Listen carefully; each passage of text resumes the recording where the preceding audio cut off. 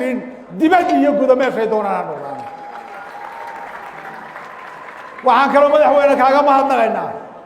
7,000 ciidan ee madaniga ah ee adigoo waxba hayn isla markiiba aad ka howlgashay ee aad qaranka jamhuuriyadda Soomaaliland aad ku dhashay waxaad maxaan ku rahdaa aad ku dartay oo runtii hawl aad iyo aad u adag ahayd waxaanu madaxweyne kaaga mahadnaqaynaa sida aad dadka jamhuuriyadda Soomaaliland aad sugu hayso oo aad nabadda iyo maxaan ku rahdaa wada noolaanshaha qaranka jamhuuriyadda Soomaaliland aad iyadana uga warayso madaxweyne arrinta visa waan hubaa inaad ku jirtee lagama dhaliyo